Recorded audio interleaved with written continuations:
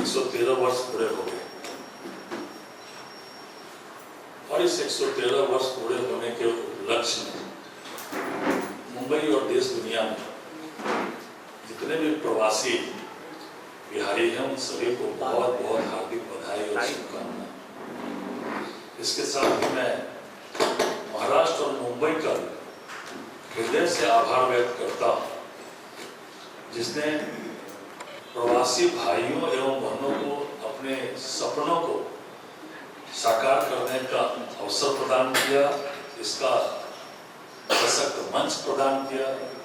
जो बिहार के हमारे भाई बंधु यहाँ आकर कोई रोजी रोटी के लिए या कोई और कारणों से जो वहाँ से माइग्रेट किए थे, अगर दूसरे राज्य या महाराष्ट्र या मुंबई उन लोगों को अपने यहाँ रचने बसने का समय स्थल नहीं देते, तो आज भी जो उनके अपने सपने साकार हुए वो सपने को जो है साकार हो नहीं कर पाए। इस बार जो बिहार दिवस पर जो थीम था उन्नत बिहार विकसित बिहार, निश्चित रूप से बिहार उन्नति की ओर भी बढ़ रहा है और विकसित जो देश के यशस्वी प्रधानमंत्री नरेंद्र मोदी जी की जो सोच है 2047 तक देश को विकसित राष्ट्र की श्रेणी में लाना, उसमें बड़ी भूमिका और योगदान बिहार का भी होगा, क्योंकि बिना बिहार के देश विकसित देश नहीं बन सकता है। आज बिहार कहां से कहां जा रहा है। पहले की जो स्थिति थी और वर्तमान की जो स्थिति है उसमें बहुत परिवर्तन हो रहा है। इस बार जो बिहार में आर्थिक सर्वेक्षण पेश हुआ है उसमें विकास दर 14.50% है, जो पूरे देश के राज्यों की जो विकास दर है उसमें दूसरे स्थान पर है और भारत की जो विकास दर है उसमें विकास दर से ज्यादा बिहार की विकास दर है। मैं कुछ आंकड़े भी आपके सामने दूंगा जो अभी हमारी एनडीए की सरकार बन चल रही है। एनडीए की सरकार बिहार में 2005 से जो माननीय मुख्यमंत्री नीतीश कुमार जी के नेतृत्व में चल रही है, 2005 के कुछ आंकड़े और 2000 अभी वर्तमान में जो कुछ आंकड़े हैं वो मैं आपके सामने पेश करना चाहता हूं। बिहार का बजट 2004-05 का लगभग 17,000 करोड़ था, जो 25-26 में इस बार जो बिहार का बजट पेश हुआ है वो लगभग 3,18,000 करोड़ है। मतलब आप समझ सकते हैं ये कहाँ 18,000 करोड़ और कहाँ 3,18,000। प्रति व्यक्ति आय बिहार की 2004-05 में 7914 रुपये थी, 7,914, जो 2025 में अभी जो नए सर्वेक्षण पेश हुए हैं उसमें 66,828 रुपये। अभी भी ये बहुत कम है, विकसित राज्य अगर बनाना है तो उस अनुपात में ये बहुत कम, लेकिन अभी 66,828 रुपया प्रति व्यक्ति जो है आए। 2005 तक बिहार में कोई भी इंजीनियरिंग कॉलेज नहीं था। 2005 से पहले मात्र 3 सरकारी इंजीनियरिंग कॉलेज थे, लेकिन 2005 के बाद, मैं सरकारी इंजीनियरिंग कॉलेज की बात कर रहा हूँ, 2005 के बाद अब प्रत्येक जिले में एक इंजीनियरिंग कॉलेज है, 38 इंजीनियरिंग कॉलेज और 38 पॉलिटेक्निक संस्थान।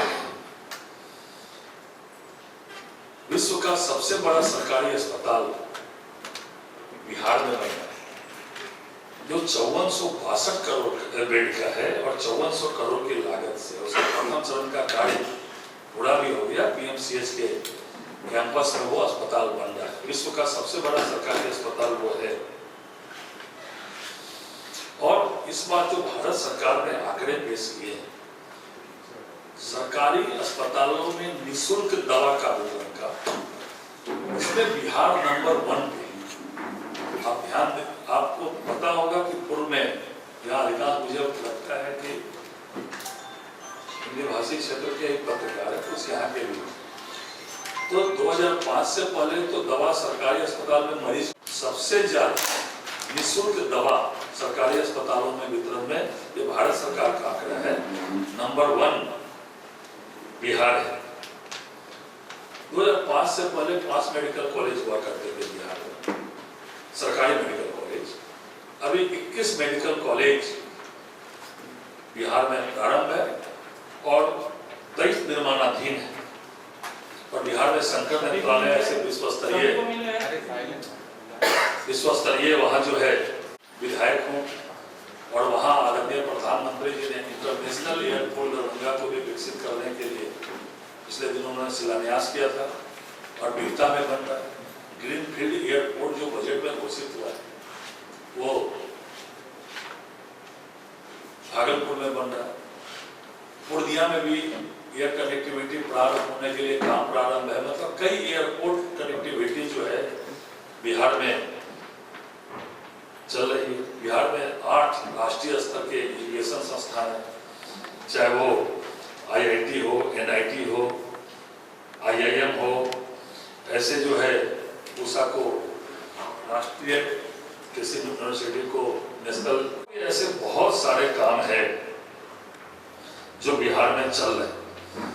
2005 से पहले 384 किलोमीटर ग्रामीण सड़कें थी, जो ग्रामीण विभाग की सड़कें थी 384 किलोमीटर, जो हमारा ग्रामीण कार्य विभाग उसको देखते हैं। और अभी 1,12,505 किलोमीटर ग्रामीण का और ग्रामीण कार्य विभाग की सड़कें थी। मैं 2005 की बात कर रहा था, 18,000 करोड़ का बजट था, उसमें योजनाबद्ध का जिससे डेवलपमेंट का काम होता है वो मुझे लगता है 1200-1300 करोड़ मात्र था। पूरे राज्य में 1200-1300 करोड़ से विकास का काम, और आज कहां से कहां पहुंच गया। भगवान श्री राम का मंदिर अयोध्या में बना, उसी तर्ज पर 50 एकड़ पुनौरा धाम जो सीतामढ़ी है, जनक जानकी मैया सीता की जन्मस्थली है, वहां जो है कार्य प्रारंभ हो रहा है। सरकार ने निर्णय कर लिया है कि भगवान श्री राम के अयोध्या में मंदिर के तर्ज पर 50 एकड़ में पुनौरा धाम में भी जो है मंदिर का निर्माण किया जाएगा। आपके माध्यम से मैं बिहार के जो प्रवासी भाई बहन हैं उनको विश्वास दिलाना चाहता हूं।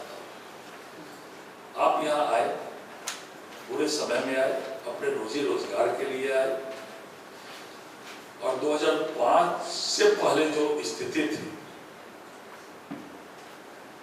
समाज के सभी वर्ग पलायन किए, चाहे वो व्यापारी हो, चाहे वो उद्योगपति हो, चाहे और भी कोई क्षेत्र। लेकिन मैं ये विश्वास दिलाना चाहता हूं बिहार सरकार की ओर से कि आज वहां नरेंद्र मोदी जी के मार्गदर्शन में और आदरणीय नीतीश कुमार जी के नेतृत्व में जो बिहार की सरकार चल रही है, आगे 10 साल के अंदर हम ऐसा बिहार बनाएंगे जो बिहार से रोजी रोजगार के लिए किसी को कहीं जाने की आवश्यकता नहीं पड़ेगी।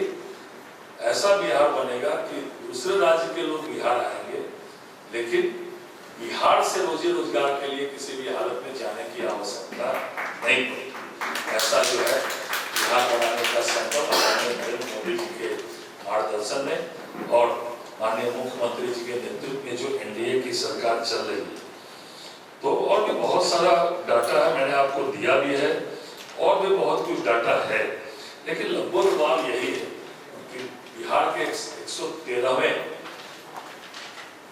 जो हमारा स्थापना समारोह बना, बिहार के बने हुए 113 वर्ष पूरे में हमारे बिहार की गौरवशाली इतिहास है, गौरवशाली परंपरा है।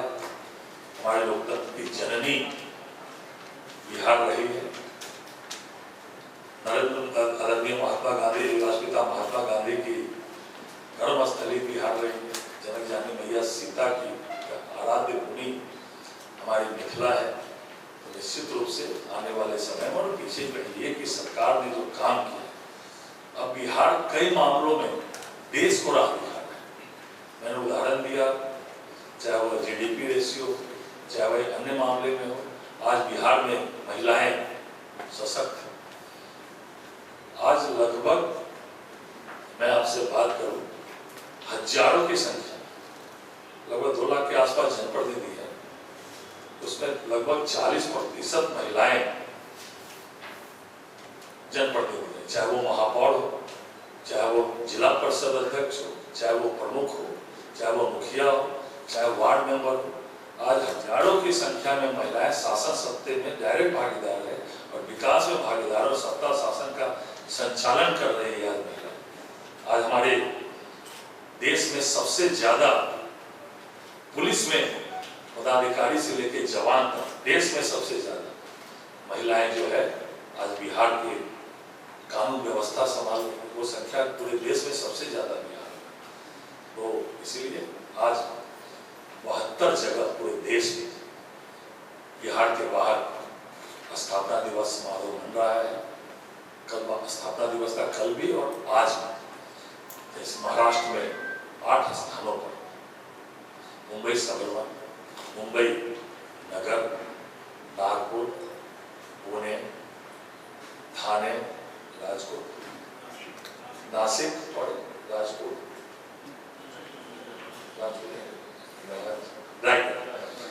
ये महाराष्ट्र में और 72 जगह।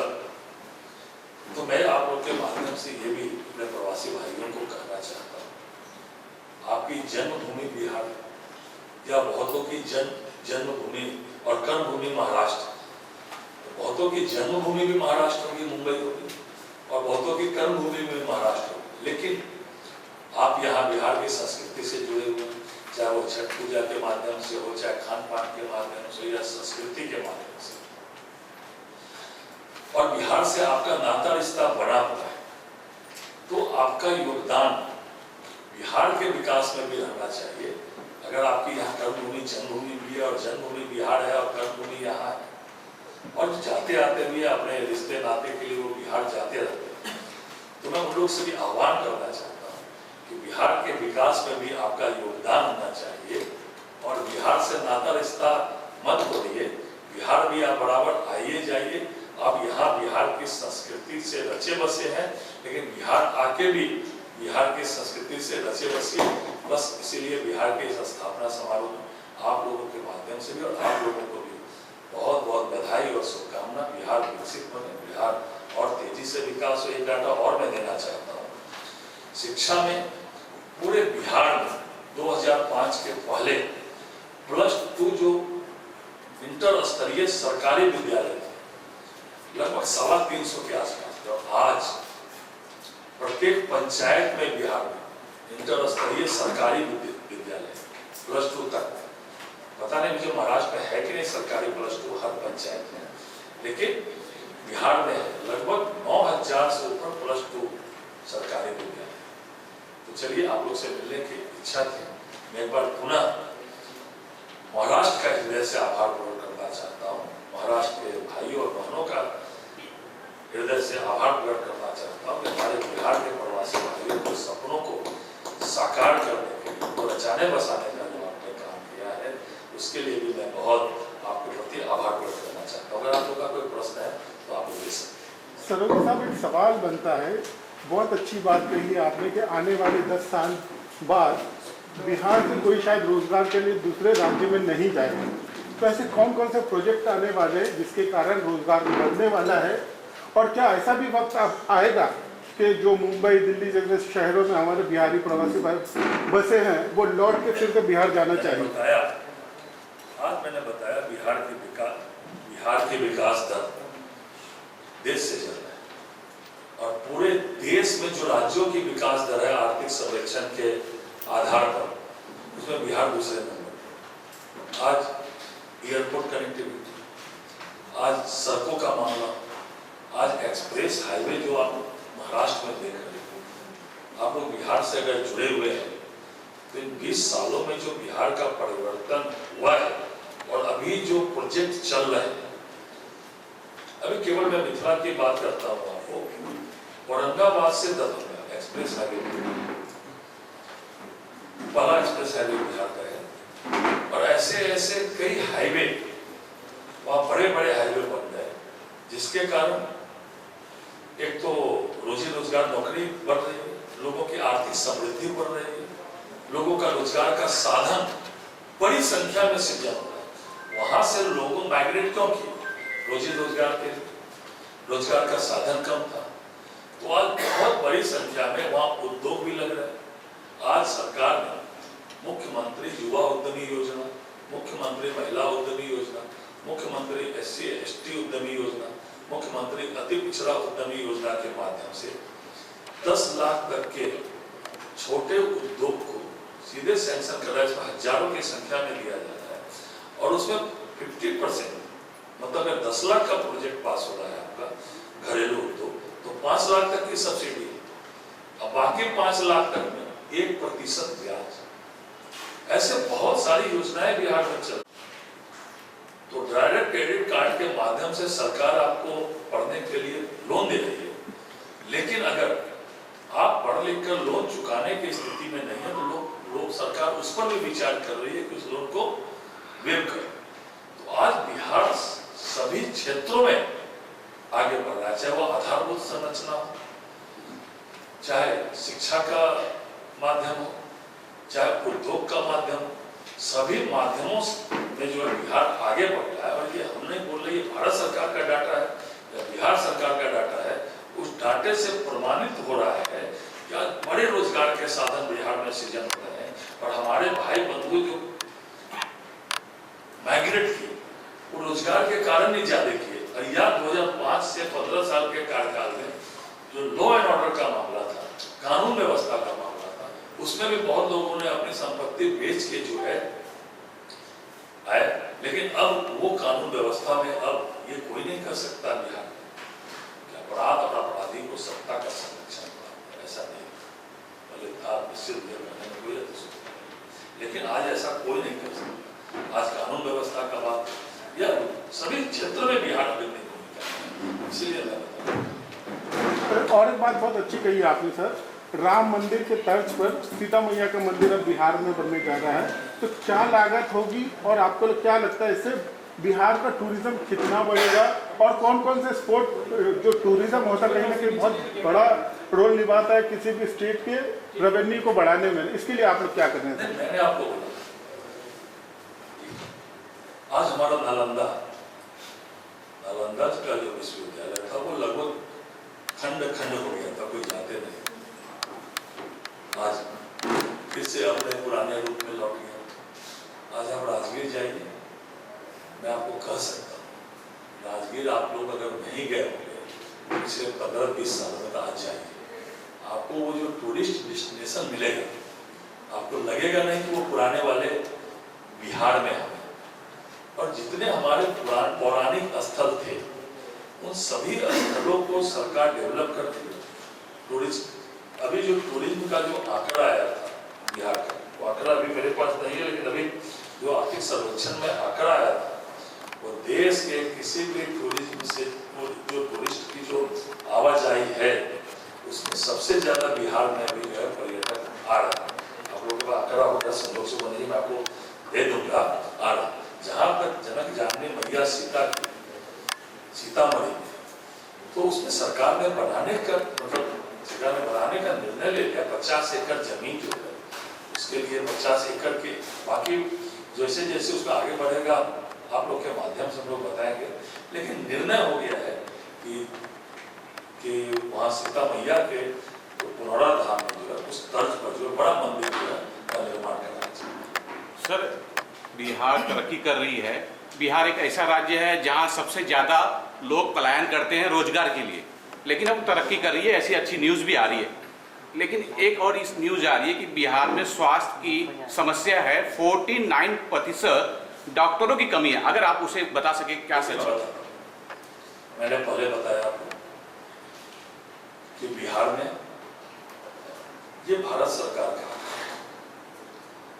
पूरे देश में सरकारी अस्पतालों में निःशुल्क दवा वितरण में बिहार का डाटा नंबर 1 आया है, 74% समथिंग है, और राज्यों का उससे काफी नीचे। और एम्स अभी बिहार में दूसरा एम्स हमारे दरभंगा में माननीय प्रधानमंत्री जी ने शिलान्यास किया है। मेडिकल कॉलेज प्रत्येक जिले में एक मेडिकल सरकारी मेडिकल कॉलेज में बात कर रहा हूँ खुलने का नीतिगत निर्णय ले लिया। इक्कीस मेडिकल कॉलेज प्रारंभ हो गए, कैंसर हॉस्पिटल, बड़ा कैंसर हॉस्पिटल मुजफ्फरपुर में अभी इसी माह उद्घाटन होने वाला है। वो माननीय स्वास्थ्य मंत्री जी समय ले रहे हैं दिल्ली से, कब मिल जाएगा। दरभंगा में भी 100 बेड का अभी पिछले दिनों स्वास्थ्य मंत्री जी ने कैंसर का उद्घाटन किया। पटना में विश्व का सबसे बड़ा सरकारी अस्पताल 5462 बेड का, मैं बता रहा था 5462 करोड़ का, 5400 की लागत से बन रहा है, 5400 करोड़ की लागत से। और उसमें जो है प्रथम चरण का कार्य भी पूरा। जहाँ तक चिकित्सक की बात है, ये मैं स्वीकार करता हूँ चिकित्सकों की थोड़ी कमी है, उसमें भी लगातार बहालियाँ हो रही। पिछले साल भी, इस साल भी चिकित्सकों की, पैरामेडिकल स्टाफ की, विशेषज्ञ चिकित्सकों की लगातार बहालियाँ हो रही है। तो आपका जो प्रश्न है वो भी थोड़ा कम है डॉक्टर, मैं मानता हूँ, लेकिन उसका भी जो है निदान हो है। सर मैं काफ़ी इंटरव्यू करता हूँ, उस इंटरव्यू के दौरान जो भोजपुरी की इंडस्ट्री है, फिल्मी इंडस्ट्री, और दो बड़े नाम हैं पवन सिंह केसारी, और ये हरदम ये बोलते हैं कि सब्सिडी के कारण सब्सिडी उनको प्रॉपर नहीं मिल रही है। जो आप अगर बता सके कि सब्सिडी क्या होता है। योगी जी की यहाँ से सब्सिडी मिलती है, इसलिए आधार कार्ड बिहारी लोग वहाँ शिफ्ट कर रहे हैं, ऐसा आ रही खबर। मैं बताऊँ, हमारी सरकार जो दोबारा है, जो भाजपा अभी पिछले साल में सरकार ने नीतिगत निर्णय ले लिया। हमारी सरकार का कला एवं संस्कृति विभाग इसको देख रहा है, नीति निर्धारण हो गया। आप लोग के पब्लिक डोमिनेंट में वो नीति भी है। सरकार जो बिहार में जो फिल्में बनेगी उसमें जो है बड़ी मात्रा में सरकार जो है उसमें सहायता देगी। ये पब्लिक डोमिनेंट में पूरी वो पॉलिसी भी है, जो हमारी फिल्म की पॉलिसी। और पिछले दिनों पूरे देश के जो बिहार के हिंदी भाषी जो बनाने वाले फिल्म, तो उनको भी बुला के होटल ताज जो मुंबई में है, उनको बुला के, सॉरी मुंबई में नहीं, पटना में जो होटल ताज है, उसमें भी सभी का मिलन हुआ था। और ये सरकार निर्णय कर चुकी है, उसकी पॉलिसी जो है पब्लिक गवर्नमेंट में है। हम लोग बड़ी मात्रा में सहायता जो है, जो बिहार का फिल्म है, भोजपुरी फिल्म है, जो बिहार के लोग बनाएंगे उसमें देने जा रही है। और वो नीतिगत निर्णय भी सरकार ने। आज कहीं ना कहीं देश भर में भोजपुरी इंडस्ट्री काफ़ी तेज़ी से बढ़ रही है और मनोरंजन के कारण लोग बहुत पसंद भी करते हैं, रेवेन्यू भी काफ़ी बढ़ता है। योगी जी ने जैसे फिल्म सिटी का निर्माण कर रहे हैं यूपी में, आप लोगों की भी इस तरह की कोई योजना का प्लानिंग जो है? मैंने बताया ना, पब्लिक डोमेन में हमारी पॉलिसी बन चुकी है और वो आप लोग नेट पे सर्च करके भी निकाल सकते हैं। पूरी फुल प्रूफ पॉलिसी बनी है और बड़ी मात्रा में हम लोग सहायता जो है, चाहे वह भोजपुरी फिल्म हो, चाहे हमारी मैथिली फिल्म हो, चाहे अंगिका फिल्म हो, चाहे हिंदी फिल्म हो, इन सबको को जो है सरकार जो है देने का निर्णय कर चुकी है। और जहाँ तक मेरे विभाग का मामला है, राजस्व एवं भूमि सुधार विभाग, ये आम लोगों के सर्वजन सरोकार से जुड़ा हुआ विभाग। आपको मैं जानकारी देता हूँ, ये पूरा ऑनलाइन सिस्टम है। जो हमारे प्रवासी बिहार के लोग हैं, ये भी ऑनलाइन, अभी वहाँ भूमि का सर्वेक्षण चल रहा है पूरा। और जो खतियान था, जो 1908 में खतियान बना, जो फिर से खतियान बनाने का जो है सरकार ने निर्णय लिया और बड़े स्तर पर लगभग 13,000 अमीनों पर और स्टाफों को लगाया गया है प्रत्येक गांव में। उसका सर्वेक्षण हो रहा है और पूरे मेरा विभाग ऑनलाइन। मुंबई में बैठे हुए प्रवासी भी यहाँ बैठ के अपना दाखिल खारिज करा सकते हैं, अपना मोटेशन करा सकते हैं, अपने जमाबंदी करा सकते हैं। वो पूरा ऑनलाइन के माध्यम से। तो मेरा भी विभाग जो जन सरोकार से जुड़ा हुआ है, जिनके पास जमीन है वो भी जुड़े हुए हैं, और जो गरीब, अनुसूचित जाति, अति पिछड़े, भूमिहीन है वो भी जुड़े हुए हैं, क्योंकि उनको भूमि देनी है। बाकी लोगों के भूमि को सही से सब कुछ हो जाए वो देखना है। तो पूरा विभाग हमारा ऑनलाइन है। तो मैं आज मुंबई में बैठा हूँ, तो पूरे प्रवासी भाइयों को भी मैं बताना चाहता हूँ कि सारा मेरा विभाग ऑनलाइन है। आप मुंबई में भी बैठ के जमीन संबंधित समस्याओं का निराकरण ऑनलाइन के माध्यम से कर सकते हैं। सर नीलोत्पाल जी जिस तरह का इनिशिएटिव ले रहे, जो बिहारी भाई जो यहाँ पर रहते हैं हमारे, सर क्या कहना चाहेंगे उसके लिए? कितनी बड़ी बात है, क्योंकि लोग पलायन करके आए तो है, लेकिन यहाँ पर जो सुविधा उनके लिए जो काम करने का जो इनिशिएटिव ले रहे हैं नीलोत्पाल जी, उसके लिए सर हमारा बिहार फाउंडेशन कोरोना के समय में, आप लोग ज़्यादा जानते होंगे, कोरोना के समय कितनी बड़ी संख्या में लोगों को मदद की है।